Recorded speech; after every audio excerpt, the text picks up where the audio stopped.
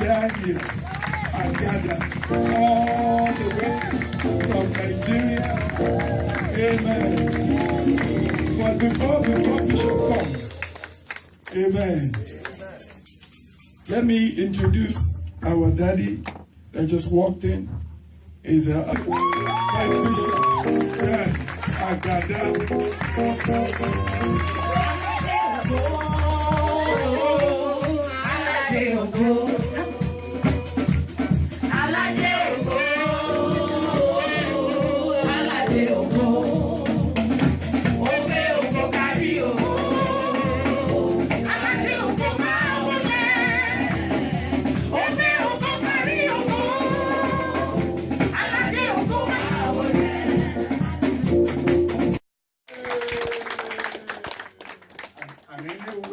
God is praised, God is there.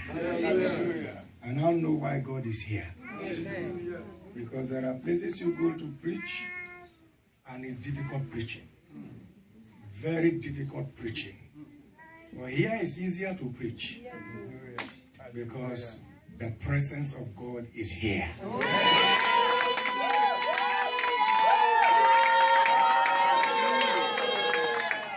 In case you think you're in the wrong place, I flew all the way from Nigeria to tell you that this is the right place for you to start.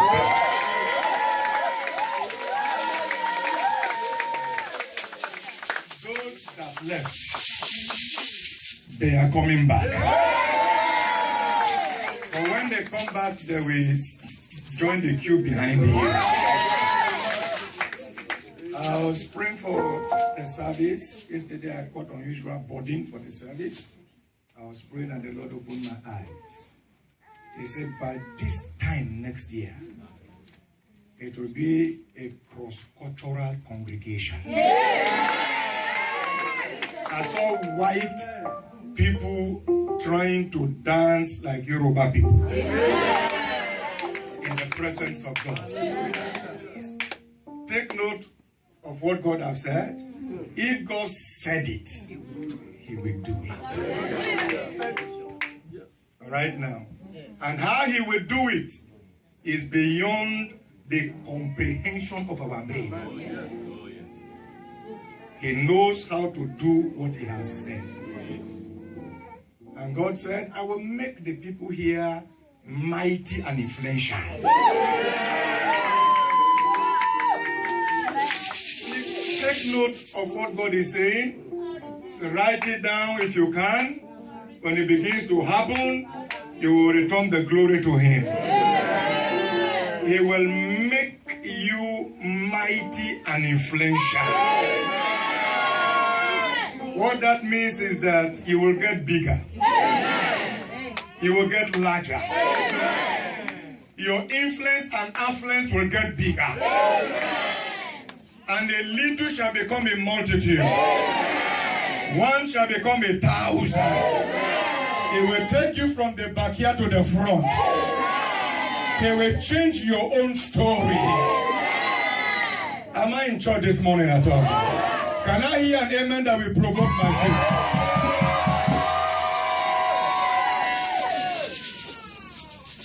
faith? And for Pastor Jeff, I should tell you this in the office, but let me say it a little. God told me yesterday night that He's releasing on you an unusual anointing to work miracles. You've been praying, you've been fasting, you've been trusting God. God says, I am committed to your prayers. Amen. Any sick you pray for, I don't care if it's cancer, I don't care if it's AIDS, I don't care if it's a cardiac challenge. He said, I will answer instantly. And that will bring you to the limelight. Limelight. In the realm of the spirit, overtaking is allowed. God is also giving you a large heart to manage the envy that we follow. Because it will not be now from number 200, you become number place to place. Amen. preaching the gospel of Christ. Amen. Says the voice of the Spirit of God. He will keep the children. Mama, he will keep the kids. The children will do well. There will be an envy. All right, they will break records. Mama, anybody that wants to become pregnant, I don't care what the doctor says, go let Mama just say a short prayer. That grace came upon her. I saw it again in the night. When I was praying for the service, God said, I've released it on her. All right. Now, it's the anointing of the ancient fathers of this church. In CAC prayer, I say it's a privilege because I have been reading books by the founder of CAC. At times, I will read the books and I get confused. I say, this man is not a human being, he's a spirit. You just walk into one bush and come in and they don't see you again for 3, 4, 5 days. This is a privilege for me to stand on an altar that has a link with such a great history. So, Mama, you will pray for the barren, they will conceive. They'll give birth to twins. Give birth to plenty. So, Mama, use this one now. This one is my personal advice. It's not God talking now. So, any church member that does not respect you, just keep praying for them to have more children. If they have 5, just go after service and say, because you didn't greet me well, they're pregnant. And then double comes again. Because in America, if you have 10 children, you are in trouble. Am I right now? Give God praise in their hearts. Come here, my son. God said there's a fountain of nations locked up inside you. It will break forth this morning. Amen. You will be a multiple gifted person. Amen. There's streams flowing out. Amen. It was locked up by wicked ancestral manipulations. But God said, this morning, I am breaking it open. And he said, when I open, who can shut? Nobody. Malikoto prapalapata. Alemans. And I transfer the anointing of the Holy Ghost. Let there be a breaking forth. Let there be a breaking forth. Can I have an usher here? Something is going on here. Let there be a breaking forth. Let there be a breaking forth. Every fountain shot is broken open.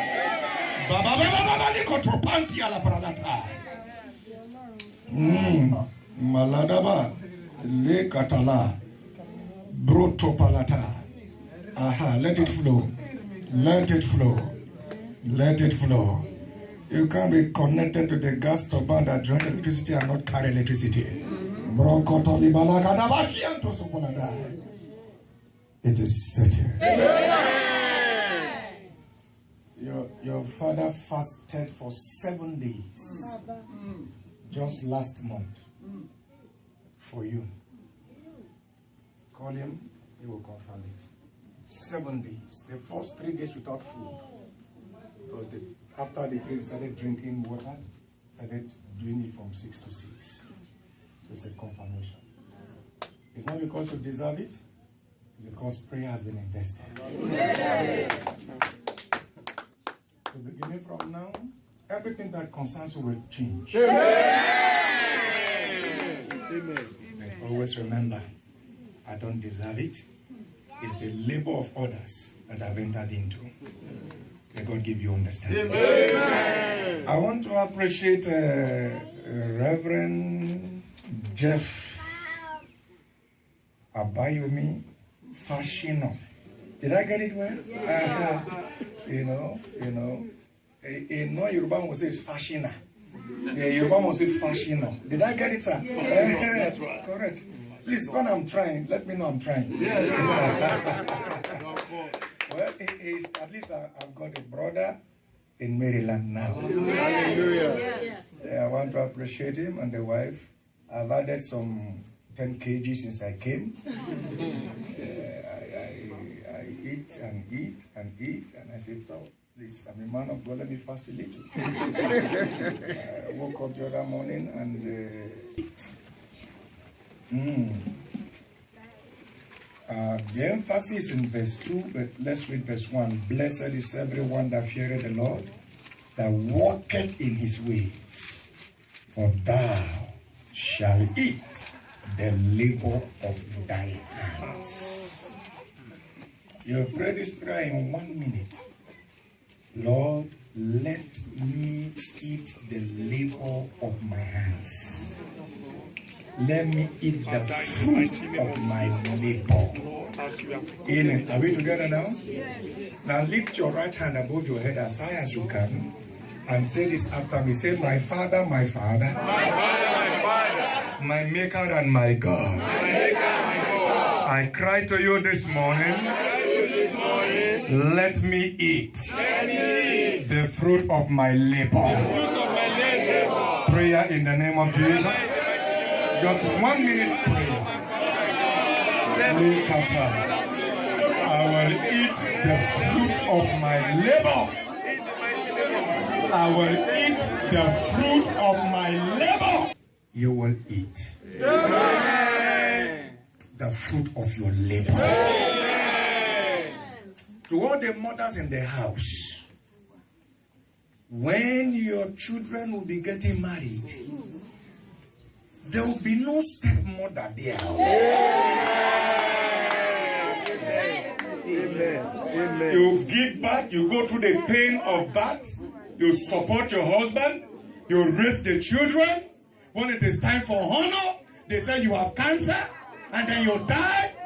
No. Because you came to service this morning, I speak over your life as mothers in the house and potential mothers in the house. You will eat the fruit of your labor.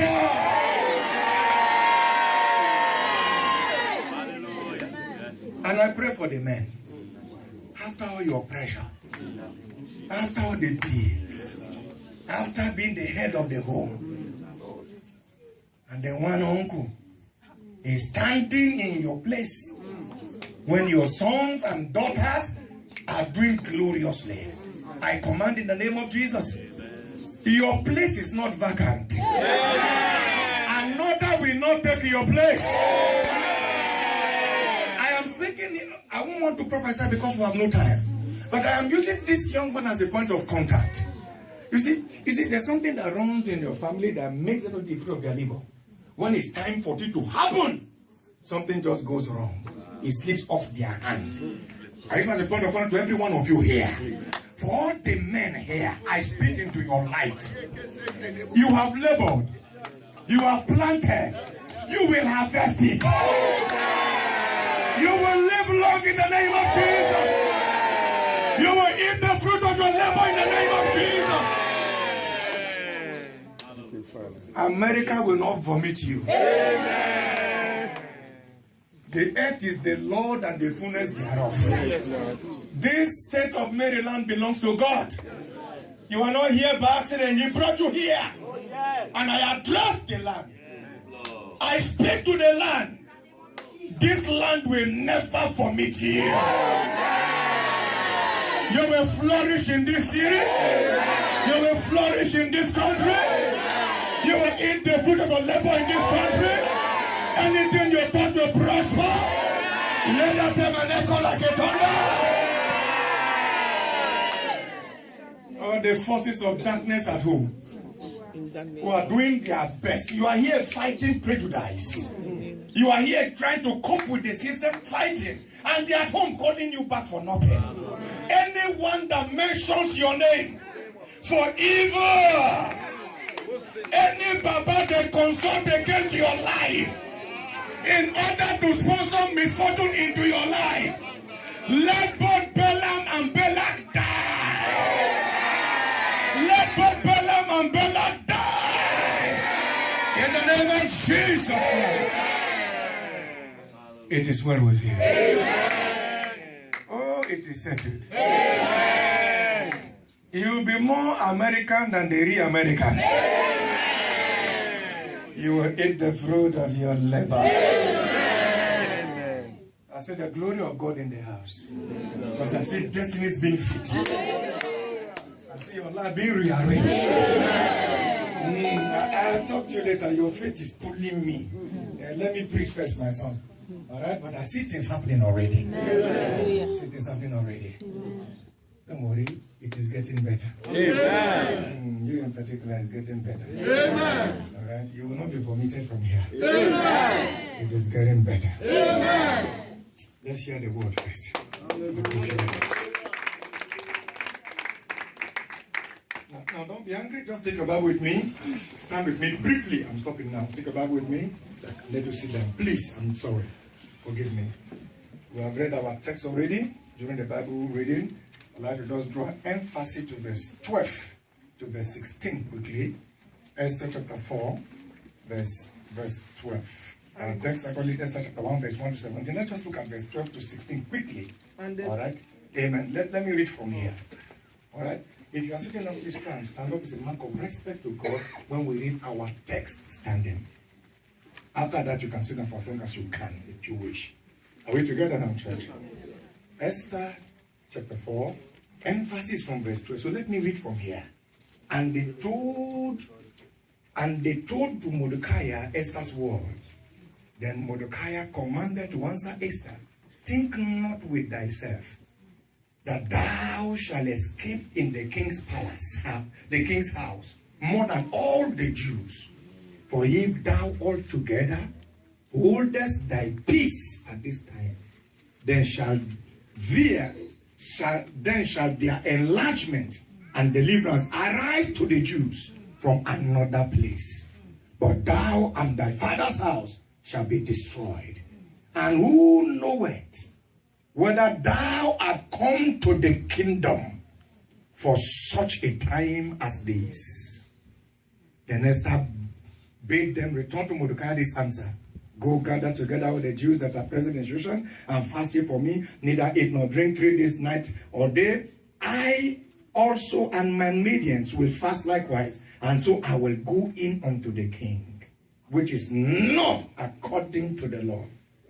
If I perish, I perish.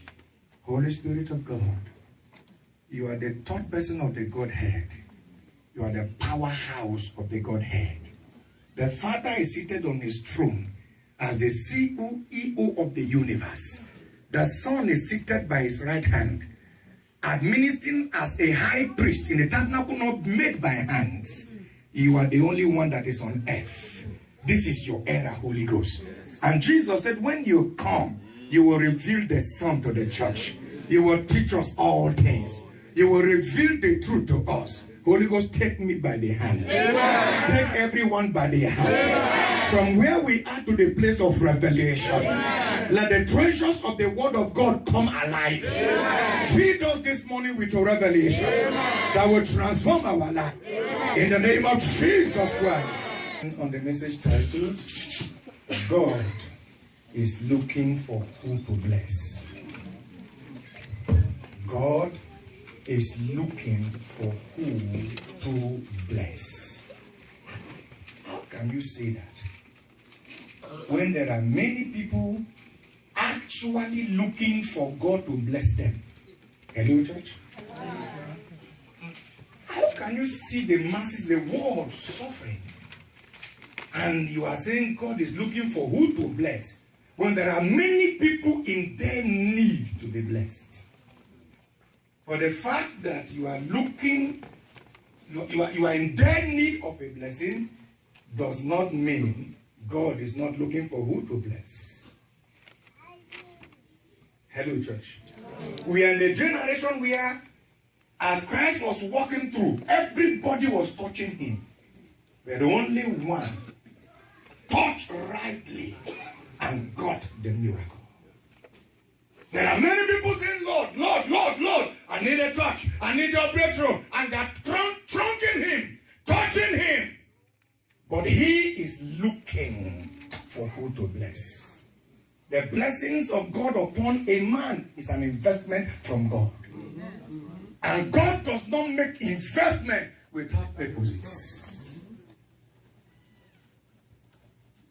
God is in search of a man is in search of a woman. He is desperately looking for a family to bless. And I'm praying for somebody here. The same way he found Esther, may he find you. May God find you to bless you. May God find your family to bless your family. In search of who to bless, God found Esther. And incidentally, Esther was not of the royal lineage. She was an orphan. Her father was late. Her mother was late. I know the men don't want me to say this, but let me say this. God forbid, when a man dies, the wife hardly remarries. I'll live for my children and then take care of the children. Don't be angry with me, men. But when a woman dies, 6 months, it's as if there was a spare tire before. Hello? So in our church now, I pray more for the women to live longer. I'm not saying the men should die. But in case either the man or the wife, Lord, you know that if she goes, this man after 6 months, I don't know why it's like that. I don't know why it's like that. Reverend Jeff, I don't know why it's like that. All right? One of my precious daughters stood by her husband, a stark illiterate, that God helped, built the house and was living well. All of a sudden, that lady fell ill and she died. 3 months later, I went to visit that house. I didn't find any of the kids in the house. I didn't see any of her picture on the wall. And I began to cry. That girl ate cabin biscuits for weeks to enable that man gather himself. And then 6 months later, Bishop, I found who I want you to wed. My next month wed us. Well, it's not against the law. I tried to wed, but in my heart I was bleeding. And that was since then. I make sure I stand by the women. Because somehow they stay. They take care of the kids. Now the kids are in the village. Because the new wife won't want to start a home with some kids. Anyway, that's for another service. God found Esther. An orphan. You know that the goat that does not belong to a particular person, that belongs to a whole community, hunger will kill it. Because who will feed the goat? An orphan she was. No father, no mother. If we do some little exegesis, it simply means that she didn't get a good education. Who will educate the daughter of an orphan? That means the peace other children had, she didn't have. She had a rough background. But when God was searching for who to bless, that was who God found. I came to tell somebody here today that the God you and I serve, the God of the Liberty Center, is a specialist in making people of low estate, nobodies, become somebody. There's an anointing in the house this morning that will take you from the back to the front. That will make you bigger than yourself. You will break that record in your family. Somebody say, oh Lord, lift me up. Lift me up. Human beings can look down on you, but don't look down on me for too long. Because my God is a specialist in making nobody become somebody. Well, we're preaching to you this morning. I have seen beggars become distributors.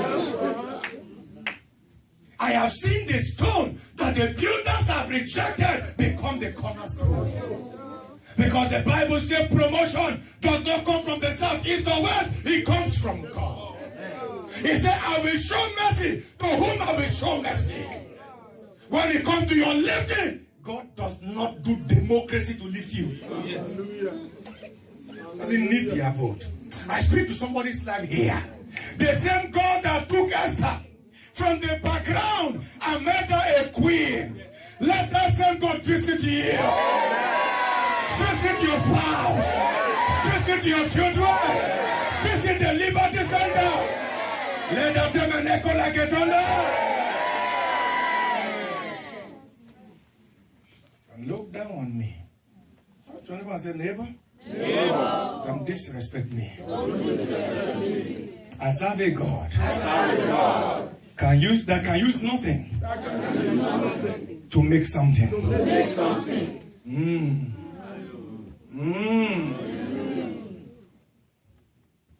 And he found Esther and lifted up Esther. Ladies and gentlemen, by the time he found Esther and began to prepare for her lifting, her seat was not vacant. The enemy had put Queen Vashti on the seat. Now, if God lifts her up, where will she stay? God sent me here. I'll be cutting the sermon short, but it's highly prophetic. I have no time to talk to you one-on-one, but as we are speaking, if you believe, it will happen to you. Now, anyone sitting on your seat of honor, anyone sitting on your seat of honor, anyone occupying the job that God has destined you to have, and they are telling you there's no vacancy, this morning we remove them. This morning we remove them. This morning we remove them. In the name of Jesus Christ. Somebody say, oh God! Remove them for me now.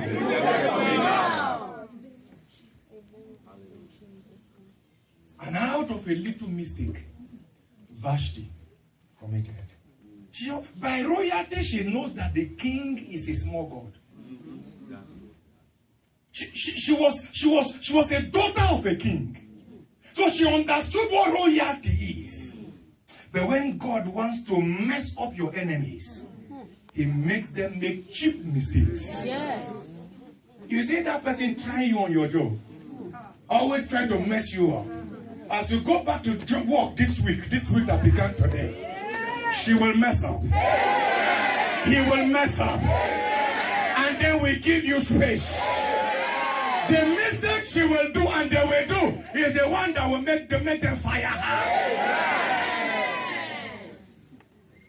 Because God is a specialist in making their wisdom become foolishness.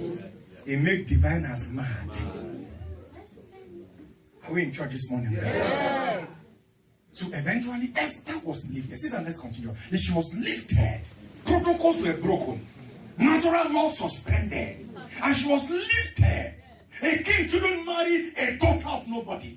At the point Mordecai told her, don't tell them where you come from. Don't give them your background. But despite that, she became a queen. Despite it. Despite all odds. Somebody will become something. Yeah. And when she became a queen, she forgot the reason why God lifted her. Every blessings of God has divine purposes. God does not do anything. God does not do anything for nothing.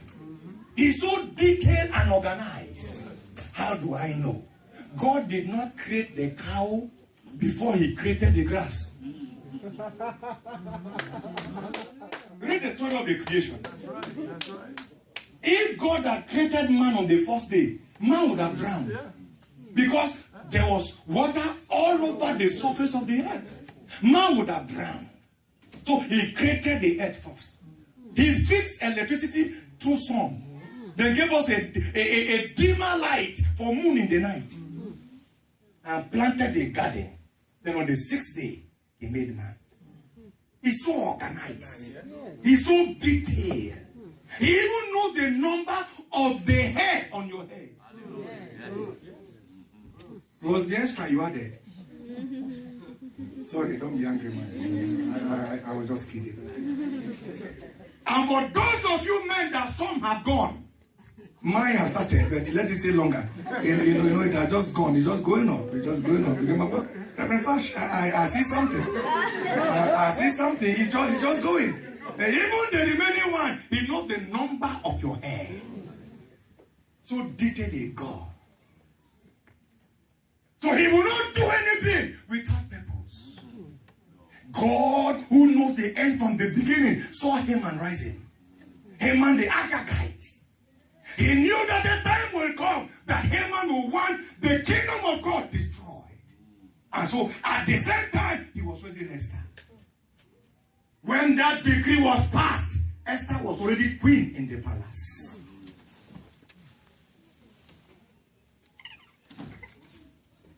And eventually, when the decree was passed and there was weeping and wailing among the Jews, Esther was not even aware, bless you my daughter, was not even aware that a decree was passed.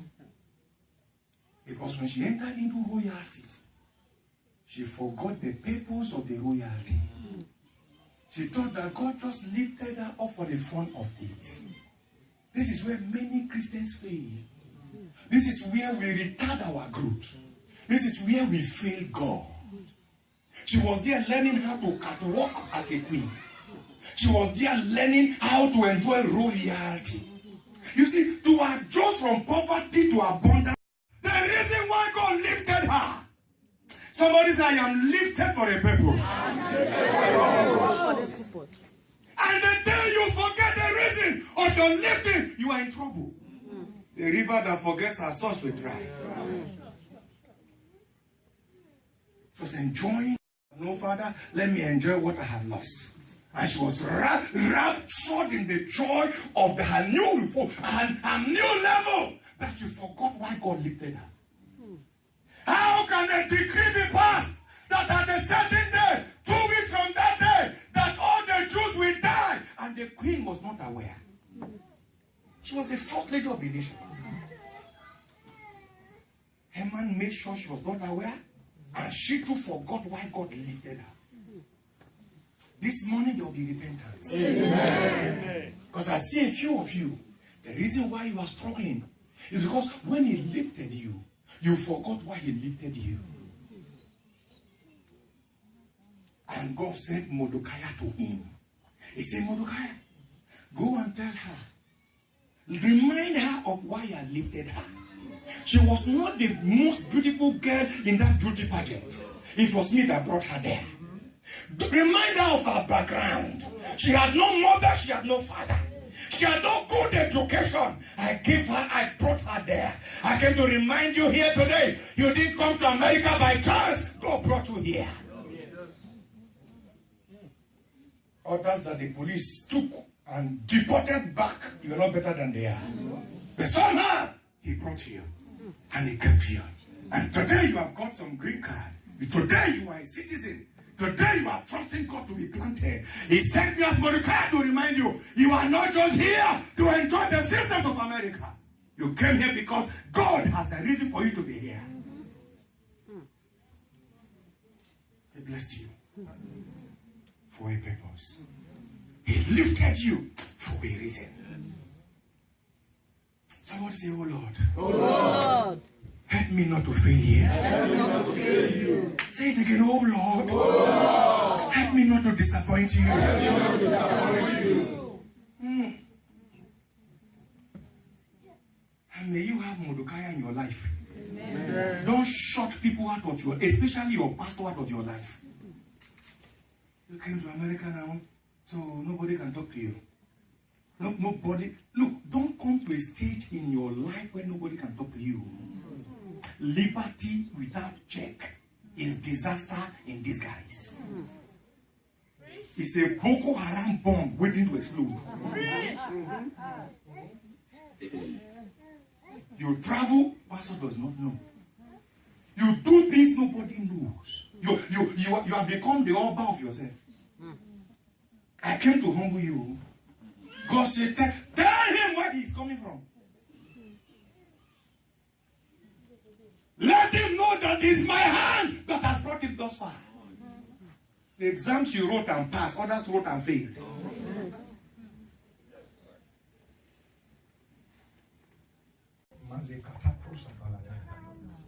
Ladies and gentlemen, Esther realized why she was blessed. Close with this hand. And she stood for God. God gave you that job not because he couldn't feed you without a job. He feeds the birds of the air. He clothes the grass of the field. He gave you that job because he wanted you to shine as light in that place. Where you are working, there are members of the Liberty Center there. That's why he gave you a job there. I'm coming to you now. So it's not a paycheck. It was because he wanted you. There are some of his deacons there, ministers there, who are still smoking cigarettes, who are still under drug influence. They took you there so that your life can affect their lives. But wait a minute. Do they know you to be a Christian where you work? You hide your Bible in the middle of your bag. You can't even, nobody know. You have never told anybody in your sphere of influence. Jesus can change this for you. And they come crying to you. Please, sister, brother, this is what I'm passing through. Look at my life. You harden your heart.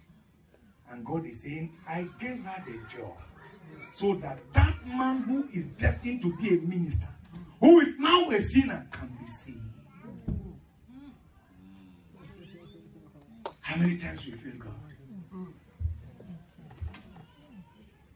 How many times we disappoint Jehovah? Lifted to a purpose. Blessed to be a blessing. Eventually Esther stood her ground by the counsel of Mordecai and then say, if I die, let me die. You see, if you don't give all to God, you can't rise. What is precious to you, lay it at his feet, then you begin to rise. When Esther stood for God, what was the result? Number one blessing, the extra blessing she got was that her throne as queen was established. Because she influenced the king to fire Haman. That means she became politically relevant. Not just first lady in the kitchen, but first lady even in the kingdom. I could do for God, God could do for me. Oh. Hallelujah. You want establishment? You want much more blessings? Stand for God. Number two, she got more money. Because the estate of Haman